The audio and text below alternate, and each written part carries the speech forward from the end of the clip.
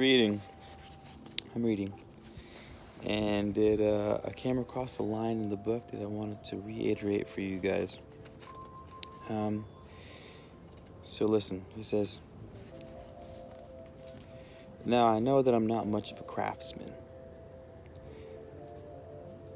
but greatness is the act of creation and not necessarily in the finished product. Creating is the yin to the yang of our consumption and the doorway to beauty that we all want to walk through. Creating is how I tell the world I love it." And my next thought was how often people try to ask for things, whether it's through prayer, whether it's through their rituals, whether it's of their friends and family. I'm gonna do this so I can get this. I'm gonna do this. So it's always, what can I do to get something? And it seems that consumerism, though the spiritually woke try to pretend like they don't possess, still pervades their own practices of consumption. How can I do this? Even if they're good consumptions, you know what I mean? Like, I'm gonna do a ritual so I can have more self-confidence, or I'm gonna do this so I can better take care of myself and my family. But how often do we create, do we produce, do we make things so that we can provide to the world? Like what are we doing on a daily basis that says, I love you here? Not, I love you here, it would be dope if I could get something in return. It would be, hey, here's offerings of tobacco and cannabis. It would be wonderful if you could allow me safe passing through this land, or something like that, you know? Even if it's good things, pleasing things. How often do we find ourselves creating because we want to introduce beauty to the world, so that the world can see something and feel something that we can never feel ourselves? You know what I mean? Like, I've been having this thought a lot lately. We don't, what's his name said it better than I can, so I'll just quote him. Alan Watts. He said, "The light doesn't shine on itself. A knife can't cut itself, and your teeth can't bite themselves." And so, in a way, as we create something fantastically beautiful, we will never bear witness upon that thing as greatly as others will. Sometimes, but usually not always. You know what I mean? It's like, if some of you guys are musicians, and so I'll tell it from my perspective. When I hear someone play the piano, like a master. If I hear a beautiful piano composition and I feel it a certain kind of way, it strikes a chord inside of me that I can't replicate myself when I'm playing. And I can play the piano almost God mode sometimes, but I never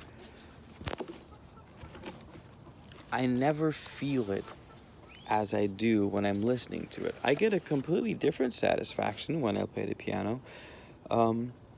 Maybe debatably equally as moving, but it's not the same. You know, there's a different quality of energy in the giving of something else, and the crafting of something for someone else and strictly for someone else. They feel it differently. We feel it differently. It's almost like, to give something of ourselves sincerely, genuinely, deeply, beautifully, is to give it knowing that the receiver is gaining the greatest feeling from the gift.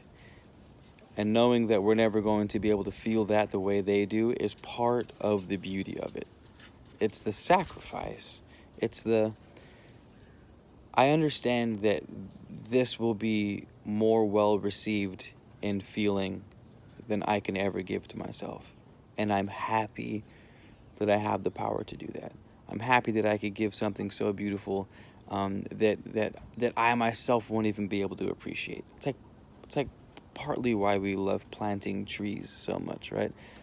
I'm growing copal trees and frankincense trees and mango trees, and I know I'm never going to reap the full benefit of these things. These things aren't going to be the magnificent, magical, giant trees that exist in my fantasy for another 100 years from now. Like when I see the epitome of a frankincense tree, I'm like, oh man, a 200-300-year-old tree that's seen generations.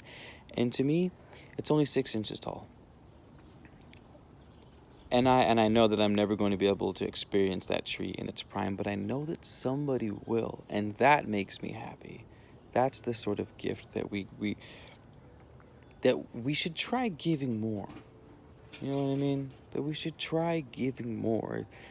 Instead of consuming all the time, create something. Because that's the gift of creation, is that it goes past us, it goes beyond us. And so many times we look out in the world, or at least myself, and I go, man, why couldn't someone 400 years ago have planted something or created a forest or done one small thing that would have made my life 1,000 times better?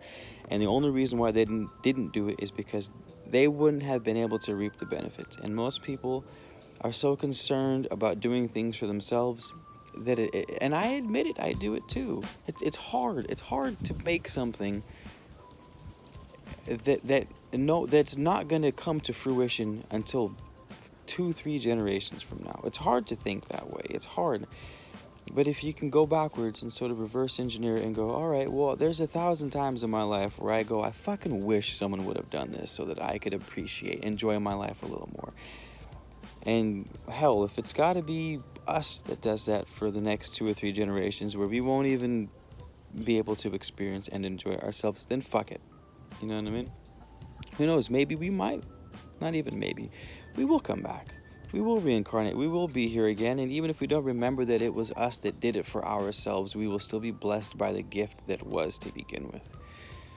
And so maybe we are still being selfish in the long run. But let it marinate. Let it marinate. Tell me what you think. Tell me what you think. What are you guys gonna make today? What small thing what seed can you plant today that's gonna take almost no effort on your part? That's gonna bring the biggest smiles of people for the next fucking 1,000 years. What are we gonna do? Just curious. Just a thought. Just thoughts under the orange tree. Thoughts under the orange tree.